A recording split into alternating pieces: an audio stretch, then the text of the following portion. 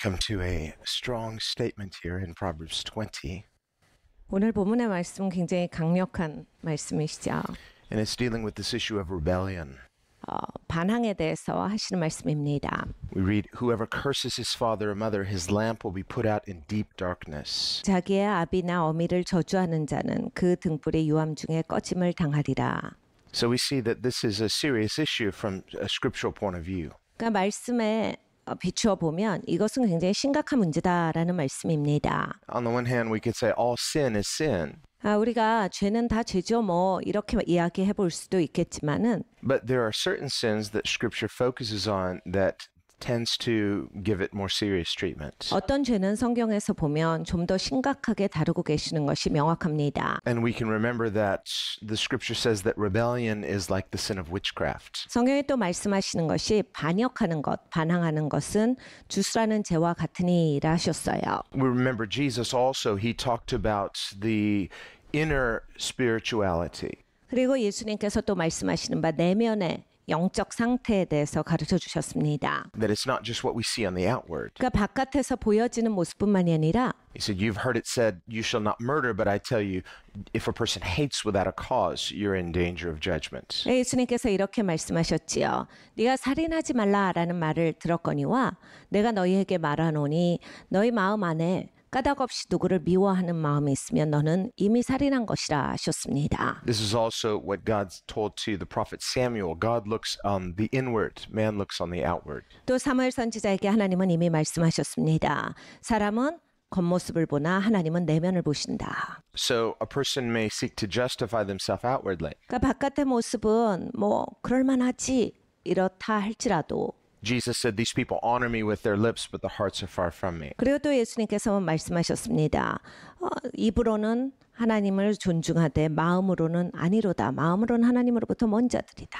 Now, of course, if a person thinks something wrong, they may not act upon it. 그러니까 이런 거예요. 사람이 생각을 참 잘못 생각하고 있는데 굳이 행동까지는 하지 않더라도 And of course, if you act upon certain things, there can be serious consequences outwardly. 여러분 행동을 잘못하게 되면 이제 그 잘못한 행동 때문에 다가오는 결과가 있습니다. 반드시 거기에 따르는 결과가 있죠. But on the other hand, if a person just wants to avoid negative consequences, 내 사람이 그냥 이렇게 부정적인 나에게 일어나는 일들만 방지하기를 원한다면 so they have wrong impulses, they just don't act upon them. 그래서 잘못된 생각을 가지고 있다 할지라도 이제 행동까지는 자기가 자제해요. This, in the long run, could be self-deception. 근데 이제 길게 살 때는 이것이 자기 스스로의 미혹 가운데 빠지기가 쉽습니다. Because by not dealing with those inward issues, 자기 내면의 이슈는 자기가 한 번도 다루지 않았기 때문에 with the wrong motivation, 잘못된 동기의 삶을 살아가면서도 with that inconsistency between the inner life and the outward life, 내면의 삶과 외면의 삶이 맞아지지가 않음에도 불구하고 a person can finally deceive themselves 계속 그렇게 살면 이제 본인도 속아요. and even believe that they're right with God because their outward conduct is so, but they're inwardly far from God and not realizing it. 결국에는 속아요. 하나님 앞에 난 그래도 신앙인이다. 그렇지만 이 내면은 하나도 다루어지지가 않고 그냥 외면에 있어서만 자기가 멀리 가지 않은 거예요. 왜냐하면 그 삶에서 자기가 다 겪게 되는 결과를 원치 않기 때문에 자기가 피한 것뿐이거든요. That's why when we think of the Ten Commandments, 십계명을 보면 many of them, most of them perhaps, are dealing with outward behavior. You shall not murder, you shall not commit adultery, you shall not steal, you shall not bear false witness. 많은 부분에 있어서 우리의 겉모양의 자세를 가르치십니다. 그래서 살인하지 말라, 남의 것을 훔치지 말라, 거짓 증거하지 말라, 간음하지 말라. But the 10th commandment, you shall not covet, this is an inward issue. 근데 우리가 거기에서 보면 다 그런 건 아니에요. 탐하지 말라라고 하신 그 말씀을 보면 탐하다라고 하는 것에는 마음의 이슈가 들어갑니다. And Jesus said, wherever your treasure is, that's where your heart will be. 예수님께서 가르쳐 주셨습니다. 너의 보물이 있는 곳에 네 마음이 가 있도다. So our heart involves a commitment, a willing commitment to the things that we truly value and cherish. 그러니까 여러분 우리가 이제 내 마음이 가는 것을 보면 정말 내가 귀중하게 생각하는 것에 마음을 쓰고 있어요. 내가 소중하다라고 생각하는 것을 내 마음에 소중하게도 간직하고 있습니다. Jesus summarizes the entire law and the entire commandments in this: you shall love the Lord your God with all your heart, soul, mind, and strength. 예수님께서 법 전체를 마무리하자면 이거야. 마음과 뜻과 힘과 정성을 다하여 주 너희 하나님을 사랑하라. And he says the second commandment, the second most important commandment, love your neighbor as yourself, is like the first commandment. 그리고 또 하나가 있지. 첫 번째 계명과 같은 것인데 Your neighbor is not God, of course, but why is it like the first commandment? 자신을 사랑하듯이 이웃을 사랑하라라고 하는 것이다. 그런데 여러분, 내 이웃은 하나님과는 달라요. 내 이웃이 하나님이 될 수는 없죠. 그런데 왜 두 번째 계명이 첫 번째 계명과 같은 것이니? 라는 이 말씀을 하셨냐면 It's because when we love, whether we are loving God genuinely or loving our neighbor genuinely, 우리가 진실되게 하나님을 사랑하고 이웃을 사랑할 때를 보면 love involves a nature change. 사랑을 하면 본성이 바뀌어요. So that as we actively learn to trust God, we are actively allowing something to change in our nature. 그러니까 우리의 성품이 하나님을 따라가면 따라갈수록 이렇게 점차적으로 빚어지는 거예요. When you love someone, you want to please that person. 그러니까 여러분 누구를 사랑해 보셨지요? 그 사람 기쁘게 하고 싶잖아요. You certainly don't want to harm or disappoint them. 그리고 그 사람 실망시키고 싶으세요? 그리고 그 사람한테 내가 해코지해야지 이런 마음은 없잖아요. And on the one hand, someone could say, well, God is love, so he loves me no matter what. That's true, but a person could love someone and still be heartbroken. 하나님은 날 무조건 사랑해요. 내가 뭘 하든지. 근데 여러분 생각해 보십시오. 상대방에게 해가 되는 행동을 하면 상대방은 사랑하더라도 마음이 아프죠. 굉장히 슬픕니다. 마음이 다쳐요. We can think of the parable of the prodigal son, 돌아온 탕자의 비유를 합니다. where the son said, give me my inheritance early. 그 탕자가 아버지 유산을 미리 주세요 해요. Surprisingly, the father gave it, but probably with a broken heart. 깜짝 놀라게도 정말 아버지가 그 유산을 주세요.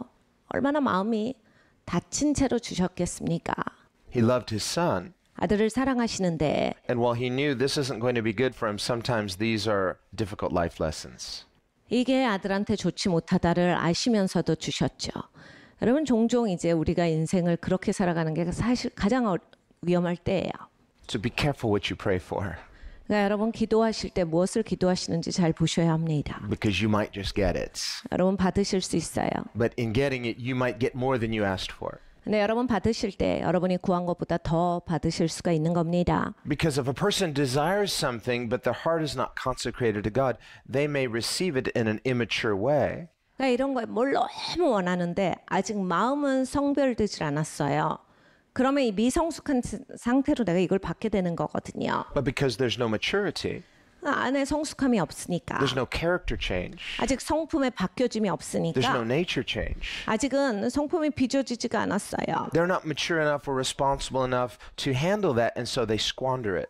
그러니까 아직은 성숙하지가 않았으니까 그냥 내가 다 탕진해 버릴 수가 있는 거예요. So we can desire even good things, but if our desire is not consecrated to God, then that unconsecrated desire can actually end up deceiving us. 그러니까 여러분 우리가 좋은 것을 구할 수 있습니다. 그런데 우리의 의지가 하나님께 성별되지 않았다면 그 좋은 것을 하나님께서 주실 때 내가 내 스스로 아직 성별되지 않았기 때문에 자기 미혹 가운데서 그 다음은 살아갈 수가 있는 거예요. Desire itself is not a bad thing. It's good because God created it. 여러분 무엇을 원하는 것은 꼭 나쁘신 건 아니에요. 왜냐하면 원하다라고 하는 그러한 마음 이거는 하나님이 주신 거예요. 그렇게 만들어 주셨어요.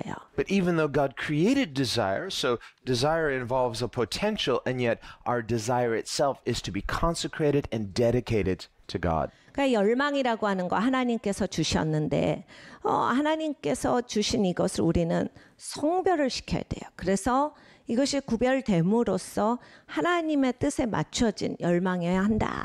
This is what circumcision is a picture of. 사실 할례가 보여주는 그림이 이것입니다. We say, well, God created the human body.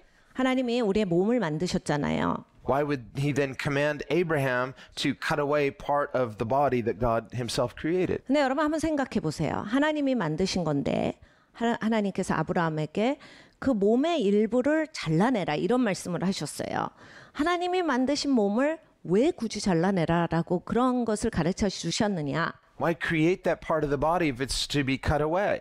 그러니까 하나님이 왜 원래 만드실 때 잘라내야 되게 만드셨냐?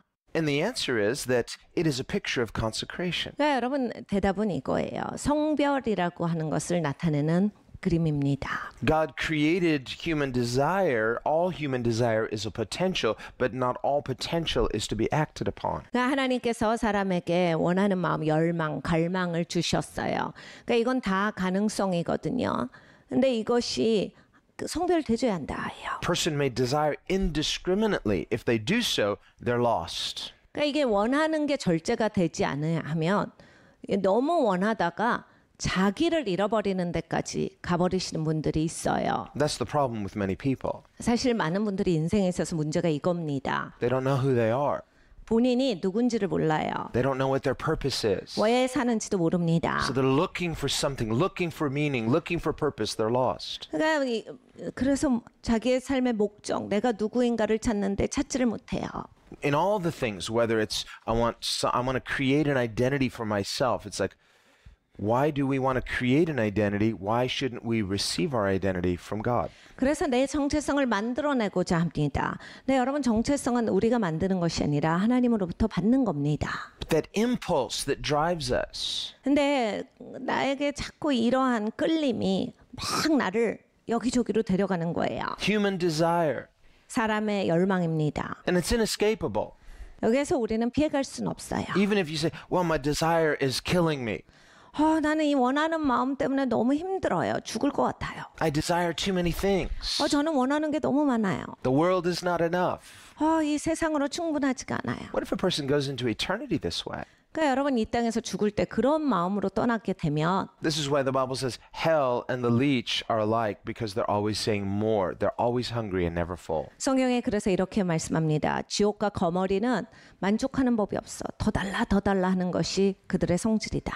So hell represents a type of eternal dissatisfaction. 그러니까 지옥이라고 하는 것은 영원한 불만족 이것의 모습입니다. Eternal incompletion. 그러니까 영원한 채워지지 않음의 모습이에요. Eternal hunger.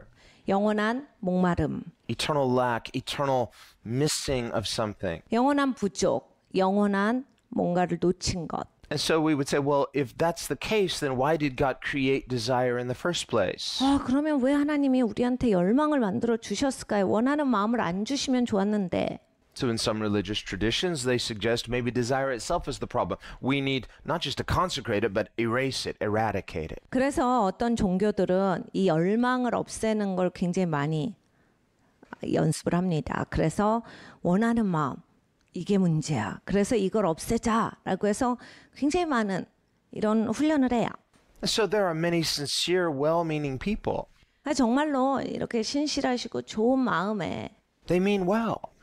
그러니까 정말 좋은 마음에 그런 거를 하시는데 They're asking ultimate questions. 궁극적인 이런 질문도 있으시고 The question is right. Their solution is wrong. 그러니까 질문은 참 좋았는데 이 해결책을 잘못 고르신 거예요. It would be like saying, well, every time I touch a hot stove, it hurts. So the problem is I need to just kill my nerve endings. 그러니까 이런 거예요. 뜨거운 거 만지면 항상 아프더라. 그러니까 이게 신경이 문제야. 신경을 없애버려야 돼. 이렇게 해결을 하는 거랑 마찬가지거든요. And if I kill my nerve endings, that will solve the problem. I will no longer feel pain. 그래, 내가 이 신경을 마비시켜야 돼. 그래야 신경이 뜨거운 걸 만져도 안 아프지. 이 아픈 거는 신경이 살아있기 때문이다. 신경을 죽이자. Well, this is not the solution at all. 여러분 그런 건 해결책이 아니지요. Then you're just numb. 그럼 이제 아무 느낌이 없는 사람이 되는 거예요. And life involves more than just being numb. 인생은 내가 느끼지 못하는 게 인생이 아니라 The goal of life is not to avoid feeling anything. It is to consecrate our feelings, consecrate our desires, consecrate our hearts and our lives to God. 네, 여러분 우리의 인생은 하나님께 성별이 되어야 돼요. 우리의 마음, 우리의 열망, 우리의 생각 이러한 것들이 성별되어지는 것이지 내가 그냥 뭘 봐도 아무 생각이 없고 아무것도 못 느끼고 이렇게 되는 것이 우리의 궁극적인 우리의 삶의 목표가 아닙니다. When we consider how Jesus lived, 예수님께서 사신 것을 생각을 해봐요.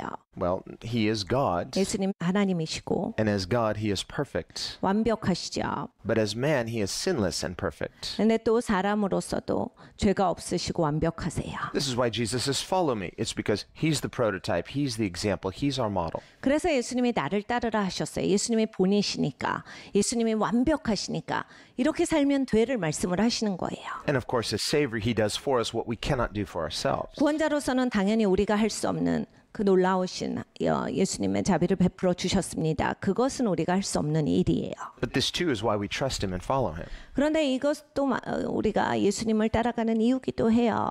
And in following him in faith, he's leading us somewhere. 우리가 예수님을 신뢰해서 따라갈 때 예수님은 우리를 어느 곳으로 인도하십니다. Not just to a place, heaven, but to a change qualitatively, to have a new nature that is more like his. 천국으로만 인도하시는 게 아니에요. 장소로만 인도하시는 것이 아니라 우리의 성품이 바뀌는 곳으로 인도하시는 겁니다. 그러니까 우리의 성품이 빚어져서 예수님과 같은 성품으로 닮아지는 곳까지 예수님이 우리를 인도하세요. And part of that process of following him, we call discipleship, is he's leading us into a lifestyle similar to his, that is, a life of consecration. 예수님 따라가는 이 인생을 우리가 제자도라고 부릅니다.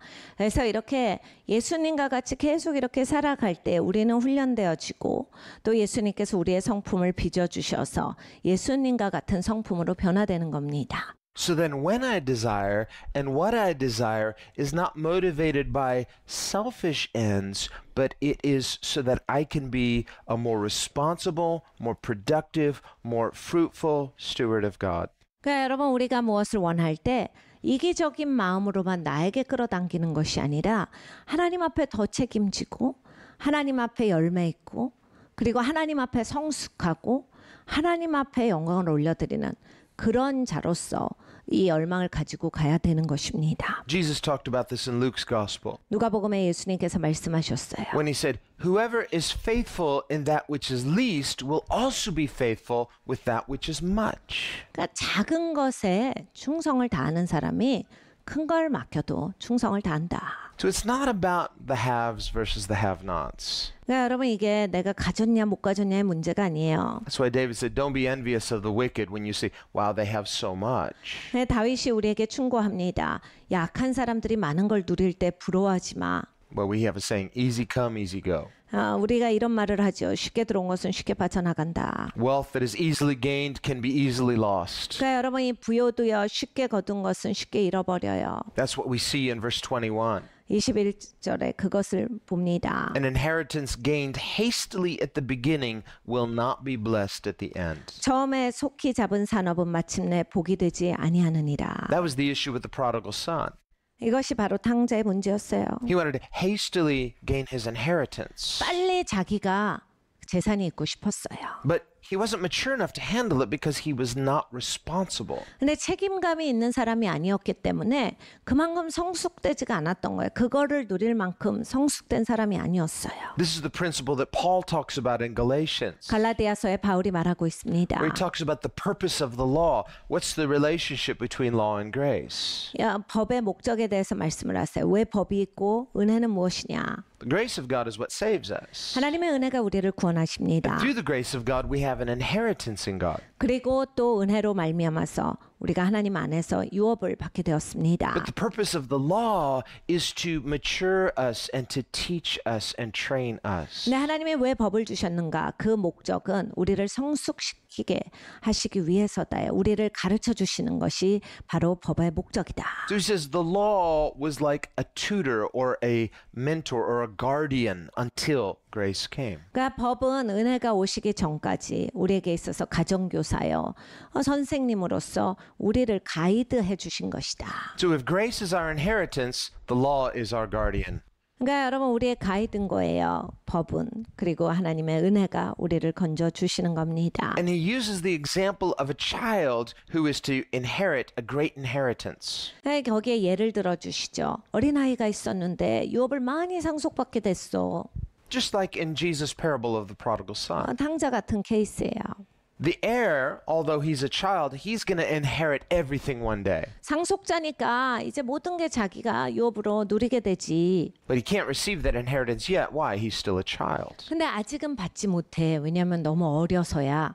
And it's not just a matter of his youth and inexperience. 경험이 없고 너무 어려서가 그 다가 아니라 His lack of skill, his lack of education. 아직은 기술이 없고 아직은 교육을 받지 못했잖니. It's also a matter of his lack of maturity. 그리고 아직 성숙되지 않았기 때문에 There's not just a maturing in his character, but also a maturing in his moral character. 그러니까 이 성품적으로뿐만이 아니라 도덕적인 성품으로도 더 성숙됐어야 하는 거야. And if that child says, but I want my inheritance now because I want to go out and I have so many plans, so many desires. 근데 그 아이가 생각해봐라. 아 그냥 저 주세요. 난 지금 하고 싶은 거 많고 해볼 거 많으니까 그냥 쓸래요.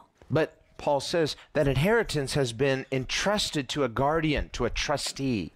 그런데 그것이 이렇게 신뢰받을 만한 옆에서 가이드하는 자에게 주어진 거다. The trustee is not the owner, the trustor is the owner. The trustor entrusts that inheritance to the trustee who holds it in trust for the heir. 그러니까 상속자는 아니죠. 이 상속자 옆에서 그 상속자가 시간이 될 때까지 이렇게 책임 있게 감당해 주는 사람이 있습니다. We see the inheritance, which is the grace of God, that is to be received by mature, responsible stewards who have consecrated the desires to their Heavenly Father's purposes. 아버지의 목적에 성별되어진 그러한 청지기들에게 이 유업이 주어진다라는 말씀을 주고 있는 겁니다. Then that inheritance will not be squandered. 그러면 그 유업이 함부로 사용되지 않을 테니까요. Some people squander the grace of God. It does them no good.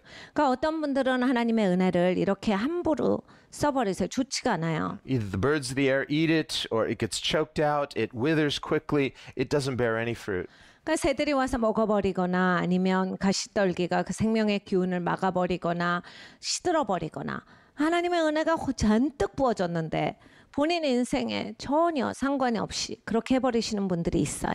Healthy soil is not coincidental soil. It is intentionally tilled soil. 건강한 이 토양은 어떻게 하다 건강한 게 아니에요. 돌봐야 토양이 건강해집니다. A responsible person tilled that soil, fertilized that soil, watered that soil. So we see responsibility is the mature way to receive the inheritance of God's grace. 그러니까 책임감 있는 그러한 토양은 그의 토양이 계속 솎아지는 거예요. 그러니까 하나님의 은혜가 임하는 데 있어서 계속 그 토양을 뒤집어 엎고 돌보고 그래서 그 토양의 준비가 되는 겁니다. That's why when the prodigal son came home, he came home as someone who was ready to take his place as a mature, responsible son. 당자가 아버지 집으로 돌아왔을 때 이제 준비가 돼서 돌아온 거예요. 아들로서 이제 그렇게 성숙되어져 있었고 책임질 줄 아는 자로서 돌아온 겁니다. The older brother had already been doing that, but he was resentful because he was jealous and didn't love his brother.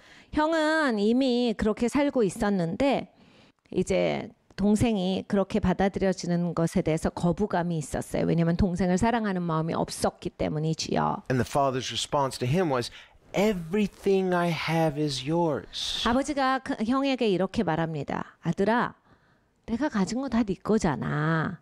That's what he was saying to the younger brother too. Everything I have is yours. 작은 아들에게도 그 말씀을 하셨어요. 내가 가진 모든 것이 네 거잖냐. That's what he's saying to us today too. 우리에게도 그 말씀을 하시는 거예요. Everything I have is yours. 내가 가진 모든 것이 너의 것이다. Take your place. 그러니까 네 자리에서 살아. Ready to work? 일할 준비를 하고 Roll up your sleeves, come and say, "Put me to work. 아버지 일을 좀 주세요. 네가 그렇게 나와라. Give me something to do. 아버지 제가 뭐라도 할 수 있게 해주세요. I want to take my place in my father's house." 아버지 집에서 저는 제자리에서 살겠습니다.